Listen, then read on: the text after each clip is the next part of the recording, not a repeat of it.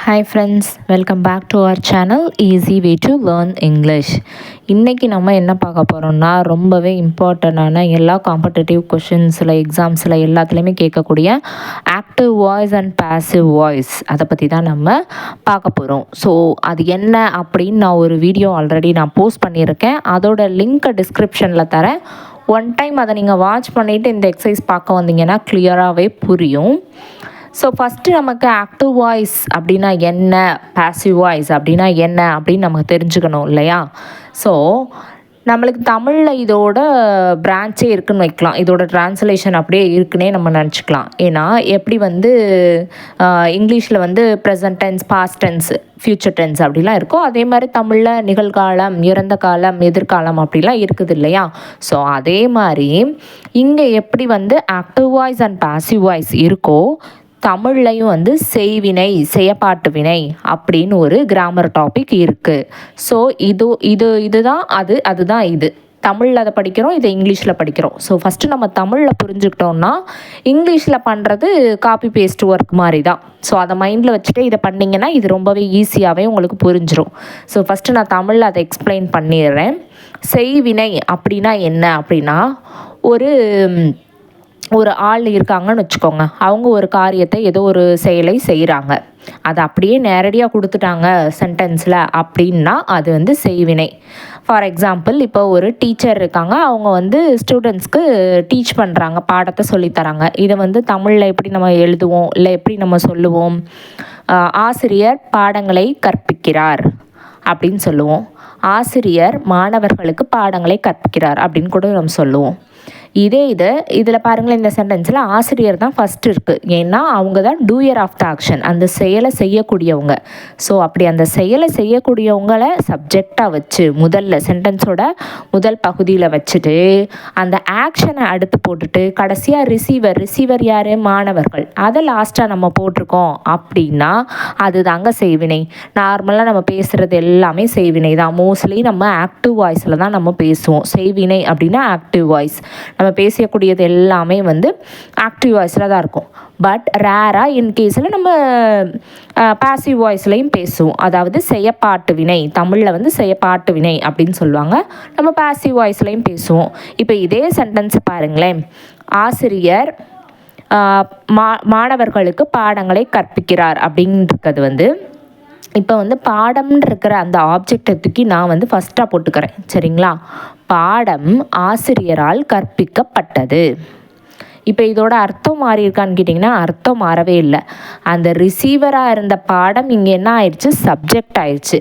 பாடம் ஆசிரியரால் கற்பிக்கப்பட்டது அப்படின்னு மாற்றிட்டோம், அவ்வளோதான். பட் மீனிங் சேஞ்ச் ஆகலை, சொல்கிற விதத்தை தான் நம்ம மாற்றிருக்கோம். ஸோ அப்படி மாற்றுறதுக்கு பேர் தான் வந்து செய்வினையிலேருந்து செயப்பாட்டு வினையாக மாற்றுறது. ஸோ அதே தான் இங்கேயும் நம்ம பண்ண போகிறோம். ஆக்டிவ் வாய்ஸாக இருக்கக்கூடிய சென்டென்ஸை பாசிவ் வாய்ஸாகவும், பாசிவ் வாய்ஸாக இருக்கக்கூடிய சென்டென்ஸை ஆக்டிவ் வாய்ஸாகவும் நம்மளுக்கு சேஞ்ச் பண்ண தெரியணும். ஸோ ஃபஸ்ட்டு எக்ஸசைஸ் பாருங்களேன். இங்கே கொடுத்துருக்கிறது வந்து ஆக்டிவ் வாய்ஸா இல்லை பாசிவ் வாய்ஸா அப்படின்னு நம்மளுக்கு கண்டுபிடிக்க தெரிஞ்சாலே போதும். ஸோ அதுதான் இங்கே ஃபஸ்ட்டு எக்ஸசைஸ். ஃபஸ்ட்டு ஒன் பாருங்கள். Hari is taught by his mother. ஹரிங்கிற ஒரு பையனுக்கு அவங்க அம்மா வந்து பாடத்தை சொல்லித்தராங்க. இதை நேரடியாக சொல்லாமல், இதை டைரக்டாக சொல்லாமல் எப்படி சொல்லியிருக்காங்க? ஹரிக்கு பாடம் அம்மாவால் கற்பிக்கப்பட்டது அப்படி சொல்லியிருக்காங்க, அவ்வளோதான். He is taught by his mother. By ஹிஸ்ன்னு வந்துட்டாலே அங்கே வந்து யாரோ ஒருத்தவங்க செஞ்சுருக்காங்க. ஆக்சுவலி இந்த ஆக்ஷனை செஞ்சது அம்மா தான், அதை ரிசீவ் பண்ணது தான் ஹரி. ஆனால் ரிசீவரை தூக்கி ஃபஸ்ட்டாக போட்டிருக்காங்களா? யார் அந்த ஆக்ஷனை பெறுகிறார்களோ அவங்கள தூக்கி ஃபஸ்ட்டாக போட்டுட்டு ஆக்ஷன் செஞ்சவங்கள கடைசியாக சொல்லியிருந்தாங்கன்னா அது பாசிவ் வாய்ஸ். ஸோ பாசிவ் வாய்ஸ்க்கு நான் பிவி அப்படின்னு போட்டிருப்பேன். நெக்ஸ்ட் ஒன் பாருங்கள். He will do the sums in an hour. 1 மணி நேரத்தில் அவன் வேலையை கணக்கெல்லாம் செஞ்சு முடிச்சிருவான் அப்படின்னு சொல்கிறாங்க ஃப்யூச்சர் டென்ஸில். ஸோ இதில் செய்ய போகிறது அவன் தான். ஸோ அவனை ஃபஸ்ட்டே கொடுத்துட்டாங்க. அவன்கிற ஹீங்கிற ப்ரொனவுனை ஃபஸ்ட்டே கொடுத்துட்டாங்க. அப்புறம் வந்து சம்ஸுங்கிறது தான் ஆப்ஜெக்ட்டு. ஸோ அதை நெக்ஸ்ட்டு தான் கொடுத்துருக்காங்க. வேர்புக்கு அடுத்து தான் அந்த வில் டூங்கிறது வேர்பு, சம்ஸுங்கிறது ஆப்ஜெக்ட். அதை வந்து கடைசியாக கொடுத்துருக்கிறதுனால இது ஒரு நார்மல் சென்டென்ஸ், நம்ம எப்பயும் பேசக்கூடியது. ஸோ இது ஒரு ஆக்டிவ் வாய்ஸ். தேர்ட் ஒன் பாருங்கள். The gate was opened by the chowkidar. So gate கீப்பரை தான் சௌக்கிடார் அப்படின்னு சொல்லுவாங்க. ஸோ இந்த கதவு அவரால் திறக்கப்பட்டது அப்படின்னு சொல்லியிருக்காங்க. இப்போ புரியுதுங்களா நான் சொல்ல வந்தது? பை த சௌக்கிடார் அப்படின்னு கொடுத்ததுனால அவர் தான் actually doer of the action. அவரை முன்னாடி கொடுக்காம அவரை கடைசியாக கொடுத்ததுனால இது பாசிவ் வாய்ஸ். 4th சென்டென்ஸ் பாருங்கள். The thief was caught. இதில் பையே கொடுக்கலையே, அப்போ இது ஆக்டிவ் வாய்ஸ் தானே அப்படின்னு நீங்கள் கேட்பீங்க. ஏன் இப்போ பாசிவ் வாய்ஸ் போட்டிருக்கீங்க அப்படின்னு. இந்த வேர்பை கரெக்டாக பாருங்கள். த தீஃப்னா திருடன், திருடன் பிடிபட்டான் அப்படின்னு கொடுத்துருக்காங்க. பிடிக்கப்பட்டான். அவன் தானாக வந்து என்னை அரெஸ்ட் பண்ணிக்கோங்கன்னு சொல்ல மாட்டான். யாரோ ஒருத்தவங்க வந்து அவங்கள அரெஸ்ட் பண்ணியிருக்காங்க. ஸோ அங்கே ஹிடனாக இருக்குது. பை த போலீஸ்மேன் கொடுக்காமல் சொல்லியிருக்காங்கன்னு வச்சுக்கோங்களேன். ஸோ இது வந்து பாசிவ் வாய்ஸ். இப்போ புரியுதுங்களா? The policeman caught the thief அப்படின்னு கொடுத்துருந்தாங்கன்னா அது ஆக்டிவ் வாய்ஸில் இருந்திருக்கு. The thief was caught by the policeman. இந்த பை த போலீஸ்மேன் நம்மளை இங்கே கொடுக்கல. ஸோ நம்மளை கன்ஃபியூஸ் பண்ணுறதுக்காக அங்கே கொடுக்கல. ஸோ நம்ம பையை மட்டுமே நம்ம வச்சுக்கிட்டு பை வந்தால் அது வந்து பாசிவ் வாய்ஸ், பை இல்லாமல் ஒரு சென்டென்ஸ் இருக்குன்னா அது ஆக்டிவ் வாய்ஸ் அப்படி நீங்கள் வந்து நினச்சிருந்தீங்கன்னா அது தப்பாயிடும். ஃபஸ்ட்டு அந்த சென்டென்ஸை ரீட் பண்ணி அதோட அர்த்தத்தை புரிஞ்சுக்கிட்டு அதுக்கப்புறம் நீங்கள் வந்து அதை டிசைட் பண்ணிங்கன்னா அது கரெக்டாக இருக்கும். ஸோ இப்போ நம்ம இந்த சென்டென்ஸை ரீட் பண்ணி இதோட மீனிங் நமக்கு புரிஞ்சதுனால இது பாசிவ் வாய்ஸ் அப்படின்னு நம்ம சொல்லிடலாம். ஐ see a dark cloud. நான் ஒரு கருப்பான மேகத்தை பார்த்தேன். இது active voice. The cow is loved by the children. இங்கே பாருங்கள், குழந்தைகளுக்கெல்லாம் கவு பிடிச்சிருக்கு. அந்த பசு குழந்தைகளால் விரும்பப்பட்டது அப்படின்னு கொடுத்துருக்காங்க. ஸோ இதை பார்த்த உடனே தெரியுது passive voice. The children play with a cat. குழந்தைகள் விளையாடுறாங்க. ஸோ டைரக்டாகவே கொடுத்துட்டாங்க. ஸோ வித் அ கேட்னா பூனைக்குட்டியோட விளையாடுறாங்க, active voice. The bird was killed by a cruel boy. இங்கே பாருங்கள், அந்த கொடூரமான ஒரு கெட்ட எண்ணம் உள்ள பையனால் அந்த பறவை கொல்லப்பட்டது. ஸோ இப்போ புரியுதுங்களா? இப்போ இது passive voice. The map was drawn by the teacher. படத்தை வரைஞ்சது டீச்சர் தான். அப்போ டீச்சர் தானே முன்னாடி கொடுத்துருக்கணும். ஆனால் அவங்களை கொண்டு போய் கடைசி கொடுத்துட்டாங்களா? ஸோ இதனால் இது passive voice. The door is shut. கதவு மூடி இருக்கு. இது ஆக்டிவ் வாய்ஸ். இதில் இன்னொன்று நீங்கள் தெரிஞ்சுக்கணும். இந்த டோர் ஷட்டை வச்சே நம்மளை நிறையா கன்ஃபியூஸ் பண்ணுவாங்க. இந்த டோர் ஷட் வந்து ஆக்டிவ் வாய்ஸ் தாங்க. இப்போ இதை இப்படி சொல்லி பாருங்களேன். உங்கள் முன்னால் யாரோ ஒருத்தவங்க இருக்காங்க. அவங்கள்ட்ட நீங்கள் இம்பரேட்டிவாக ஒரு சென்டென்ஸ் சொல்கிறீங்க. அதாவது இம்பரேட்டிவ் சென்டென்ஸ்னால் என்ன? ஆர்டர் பண்ணுறீங்கன்னு வச்சுக்கோங்களேன். ஷட் த டோர் அப்படின்னு சொல்லுவீங்க. என்ன சொல்லுவீங்க? Shut the door. ஷட்டுங்கிறது இங்கே ஆக்ஷன் வேர்ட், த டோருங்கிறது வந்து ஆப்ஜெக்ட். இதையே அப்படியே நீங்கள் பாசிவ் வாய்ஸாக மாற்றுங்க அப்படின்னு சொல்லுவாங்க. அது எப்படின்னு யோசிச்சுட்டே இருங்க. நான் வந்து இந்த வீடியோவோட எண்டிங்கில் அதோட ஆன்சரை சொல்கிறேன். ஸோ இங்கே த டோர் இஸ் ஷட்டுங்கிறது ஆக்டிவ் வாய்ஸ். அடுத்து பாருங்கள், I was bowled out. So இதுலையுமே பாருங்கள், இது பாசிவ் வாய்ஸ். பை சம்ஒன், யாரோ என்ன தோற்கடிச்சிட்டாங்க அப்படின்னு சொல்கிறாங்க. யாரோ ஒருத்தரால் நான் தோற்கடிக்கப்பட்டேன் அப்படின்னு கொடுத்துருக்காங்க. அந்த யாருங்கிறது யாருன்னு கொடுக்கல. பட் அந்த பை சம்ஒன்ங்கிறத கொடுக்காம கொடுத்துருக்காங்க. இருந்தாலும் நம்ம அந்த சென்டென்ஸோட மீனிங்கை புரிஞ்சுக்கிட்டு அது பாசிவ் வாய்ஸ் அப்படின்னு நம்ம கண்டுபிடிக்கணும். அடுத்து பாருங்கள், the gardener waters the garden every evening. So இது டைரக்டாகவே இருக்குது. கார்டனர் தான் டூயர் ஆஃப் த ஆக்ஷன். அவர் என்ன ஆக்ஷன் பண்ணுறாரு? வாட்டர்ஸ், தண்ணி ஊற்றுறாரு. எதுக்கு ஊற்றுறாரு? இந்த கார்டனுக்கு. எப்போ ஊற்றுவார்? Every evening. ஸோ இப்படி நீங்கள் ஒவ்வொரு கொஸ்டினாக ரைஸ் பண்ணி பார்த்தீங்கன்னா உங்களுக்கு அது ஆக்டிவ் வாய்ஸாக பாசிவ் வாய்ஸான்னு புரிஞ்சிடும். உங்களுக்கு இப்போ ஐடென்டிஃபிகேஷன் ஈஸி தான்ப்பா. எனக்கு தெரிஞ்சு போச்சு. ஆக்டிவ் வாய்ஸ்னால் செய்வினை, பாசிவ் வாய்ஸ்னால் செய்யப்பாட்டுவினை. இது எனக்கு சென்டென்ஸை ரீட் பண்ணாலே எனக்கு கெஸ் பண்ண முடியும். ஆனால் என்ன வந்து நீங்கள் ஆக்டிவ் வாய்ஸில் இருக்க ஒரு சென்டென்ஸை பாசிவ் வாய்ஸ்க்கு மாற்று, பாசிவ் வாய்ஸில் இருக்க ஒரு சென்டென்ஸை ஆக்டிவ் வாய்ஸ்க்கு சேஞ்ச் பண்ணு அப்படின்னு சொன்னால் என்னால் முடியாது, எனக்கு தெரியாது அப்படி நீங்கள் நினைக்கிறீங்கன்னா ஃபஸ்ட்டு இந்த ரூல்ஸை தெரிஞ்சுக்கலாம். அதுக்கப்புறம் நம்மளால் ஈஸியாக சேஞ்ச் பண்ண முடியுங்க. இந்த ப்ளூ கலர் பாக்ஸை பாருங்களேன். அதில் சில்ட்ரன் லவ் டாக்ஸ். இதில் கொடுத்துருக்கிறது வந்து சிம்பிள் ப்ரெசன்ட் டென்ஸ், லவ்ங்கிறது ப்ரெசன்ட் டென்ஸ் தானே. ஸோ ப்ரெசன்ட் டென்ஸில் ஒரு சென்டென்ஸ் இருக்குது அப்படின்னா அதை பாசிவ் வாய்ஸாக சேஞ்ச் பண்ணும்போது அதை நம்ம ப்ரெசன்ட் டென்ஸ் ஃபார்ம் ஆஃப் வேர்பை தான் யூஸ் பண்ணணும். ஆனால் பி ஃபார்ம் வேர்பு வந்து ப்ரெசண்ட்டில் இருக்கணும். அந்த மெயின் வேர்ப் இருக்குங்களே லவ்ங்கிறதா இங்கே மெயின் வேர்ப். அந்த மெயின் வேர்ப் எதா மாறணும் அப்படின்னா அதோட பாஸ்ட் பார்ட்டிசிபிளாக மாறணும். சரிங்களா? இப்போ த சில்ட்ரன் லவ் டாக்ஸுங்கிறத இப்போ டாக்ஸுங்கிற ரிசீவரை தூக்கி ஃபஸ்ட்டாக போடுறோன்னு வச்சுக்கோங்க. டாக்ஸ் ஃபஸ்ட்டு வந்துடும். இங்கே ப்ளூரல் ஃபார்ம் ஆஃப் சப்ஜெக்ட், சில்ட்ரனும் ப்ளூரல் தான், டாக்ஸும் ப்ளூரல் தான். இப்போ நம்மளுக்கு சப்ஜெக்ட் வந்து டாக்ஸ். ஸோ டாக்ஸ் வந்ததுனால நம்ம என்ன யூஸ் பண்ணணும்? ARER, பி ஃபார்ம் வேர்பான ARER யூஸ் பண்ணணும். Dogs are loved. ஸோ லவ்வோட பாஸ்ட் பார்ட்டிசிபிள் யூஸ் பண்ணும், லவுட் பை சில்ட்ரன் அப்படின்னு போட்டுடணும். சரிங்களா? இங்கே முன்னாடி சில்ட்ரனுக்கு முன்னால் சப்போஸ் ஏதாவது ப்ரிப்போசிஷன் கொடுத்துருந்தாங்கன்னா இங்கே நம்ம ப்ரிப்போசிஷன் யூஸ் பண்ணணும். இந்த சப்ஜெக்ட்டுக்கு முன்னால் எந்த ஒரு ஆர்டிக்கிளுமே இல்லை, சாரி நாட் ப்ரிப்போசிஷன், ஆர்டிக்கல் இல்லைனா த அண்ட் அந்த மாதிரி எதுனா ஒரு ஆர்டிக்கல் கொடுத்துருந்தாங்கன்னா பைன்னு போட்டு அந்த ஆர்டிக்கலையும் போட்டு அந்த சப்ஜெக்டை போடணும். இங்கே எந்த ஆர்டிக்கலும் கொடுக்காதனால பை சில்ட்ரனுங்கிறத அப்படியே நம்ம யூஸ் பண்ணிட்டோம். ஸோ இது வந்து சிம்பிள் ப்ரெசன்ட் டென்ஸ்க்கு. செகண்ட் ஒன் பாருங்களேன், ராமா ஓப்பன்டு த டோர். இதில் ஓப்பன்டு கொடுத்துருக்காங்க, இது பாஸ்ட் டென்ஸ். சரிங்களா? ஸோ பாஸ்ட் டென்ஸில் இருக்குன்னா இந்த வேர்போட அதே பாஸ்ட் ஃபார்மை அப்படியே வச்சுக்கணும். பி ஃபார்ம் வேர்பும் என்னதில் மாறணும்? பாஸ்ட் டென்ஸில் மாறணும். ஸோ பி ஃபார்ம் வேர்பு என்னது? இஸ், வாஸ், அது வந்து இஸ் அண்ட் ஆர் வந்து ப்ரெசன்ட் டென்ஸ்க்கு, வாஸ் வேர் வந்து பாஸ்ட் டென்ஸ்க்கு. இப்போ டோர் தான் நமக்கு சப்ஜெக்ட். டோருங்கிறது சிங்குலரா ப்ளூரலா அப்படின்னு பார்க்கணும். டோருங்கிறது சிங்குலர். ஸோ நம்ம என்ன பி ஃபார்ம் வேர்ப் இங்கே யூஸ் பண்ணணும்? Was. The door was opened by Rama. So simple present அப்படின்னா ப்ரெசன்ட் ஃபார்மில் பி வேர்பை யூஸ் பண்ணிவிட்டு அதுக்கப்புறமா வர வேர்பை வந்து பாஸ்ட் ஃபார்மில், அதாவது பாஸ்ட் பார்ட்டிசிபிளாக மாற்றணும். செகண்டு, நம்மளுக்கு கொடுத்துருக்க சென்டென்ஸே வந்து பாஸ்ட் டென்ஸில் தான் இருக்குது, சிம்பிள் பாஸ்ட் டென்ஸில் தான் இருக்குது அப்படின்னா அந்த பாஸ்ட் ஃபார்ம் ஆஃப் வேர்பை அப்படியே வச்சுக்கோங்க.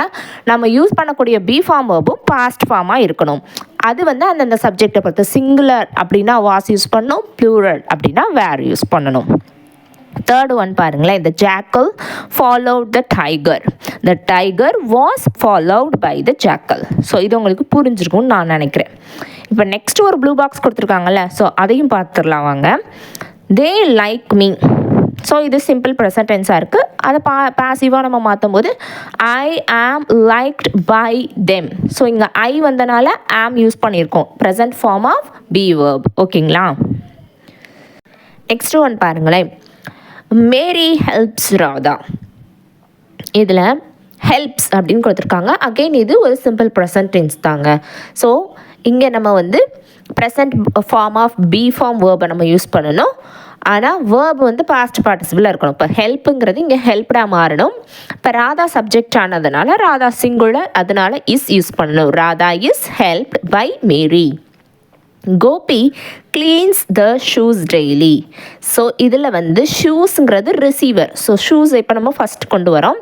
இது ஒரு ப்ளூரல் ஃபார்ம் ஆஃப் வேர்ப் அப்படிங்கிறதுனால இங்கே ஆர் யூஸ் பண்ணணும். ஏன்னா கிளீன்ஸ் ப்ரெசன்ட் டென்ஸில் தானே கொடுத்துருக்காங்க. ஸோ அதனால் the shoes are cleaned by Gopi daily. So then Anil took the pen. So இங்கே பாஸ்ட் டென்ஸ் வந்திருக்கு டுக். இதோட பாஸ்ட் பார்ட்டிசிபிள் டேக்கன்.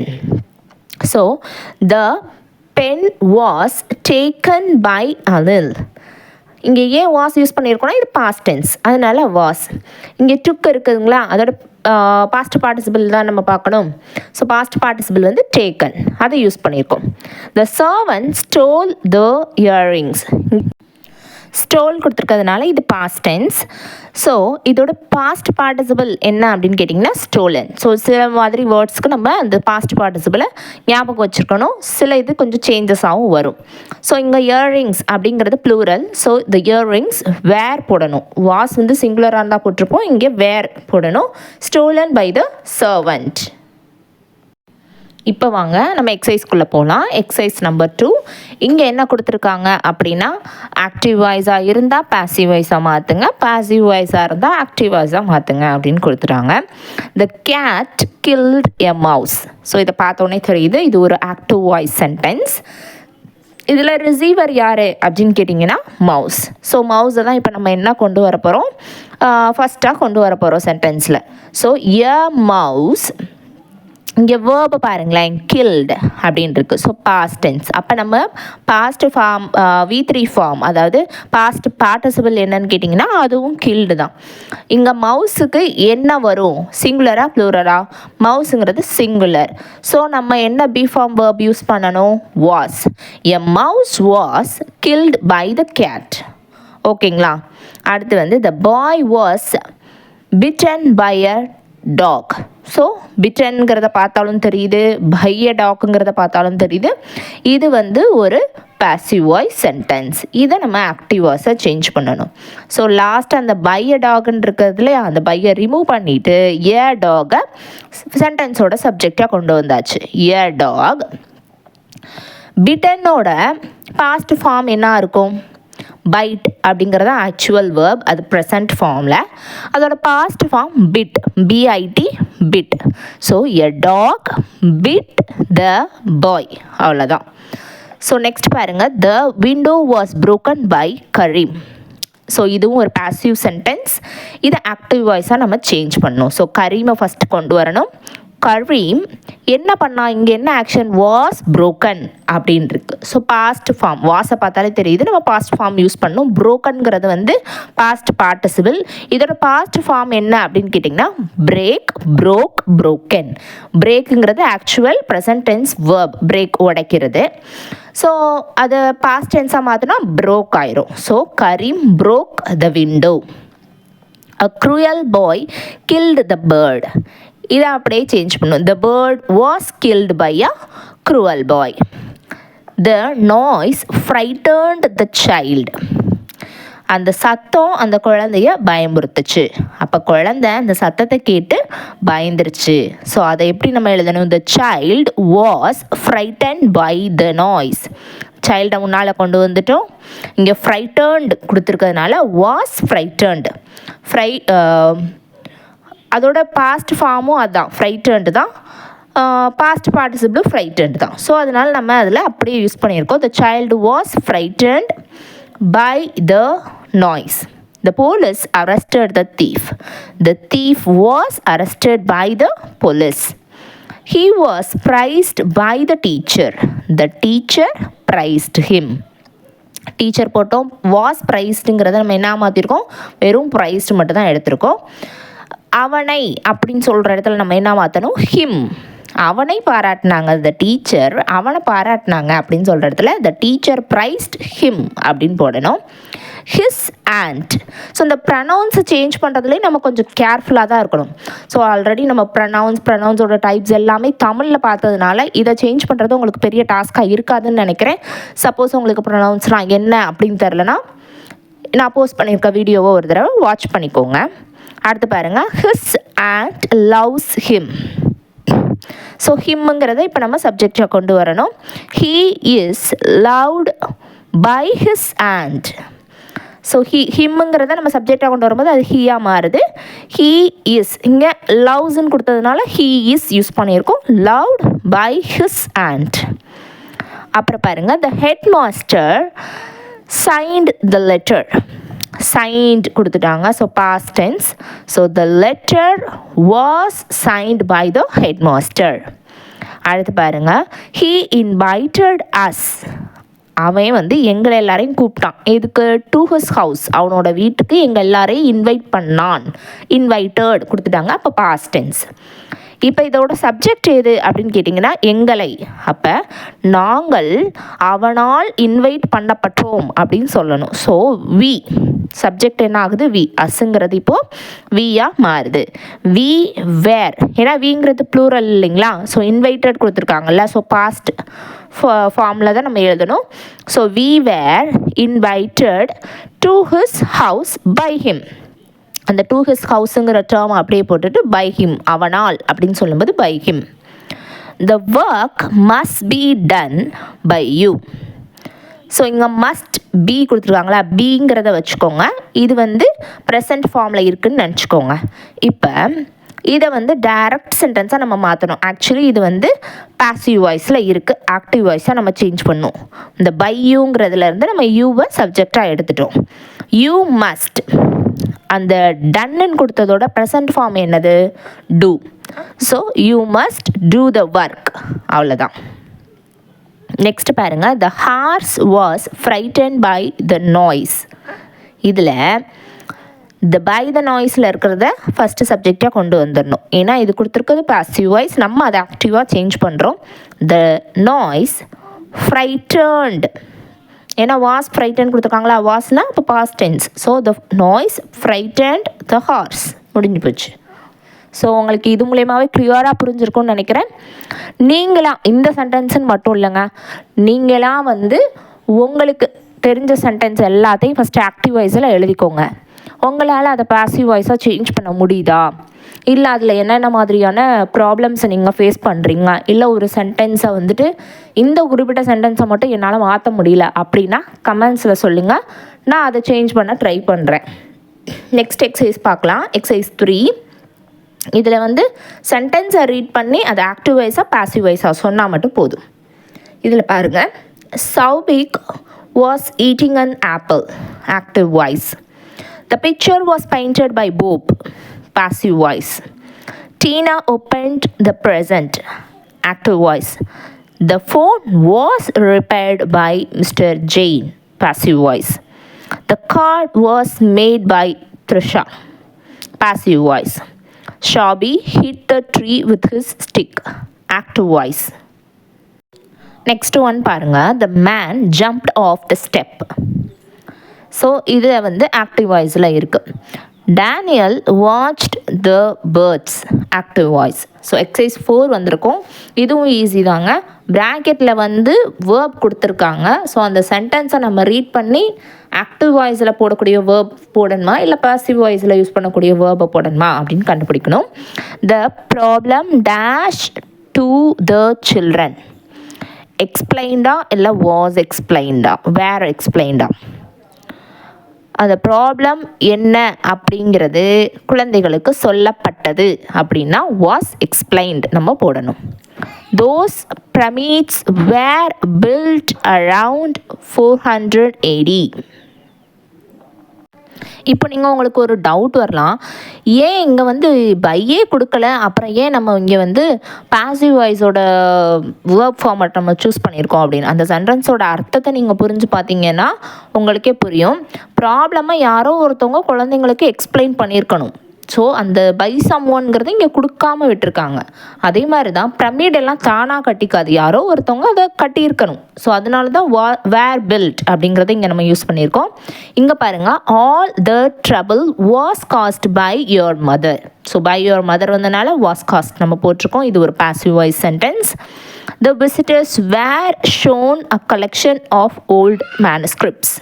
விசிட்டர்ஸ்க்கு காண்பிக்கப்பட்டது. ஸோ யாரோ ஒருத்தவங்க காமிக்கணும். So were shown.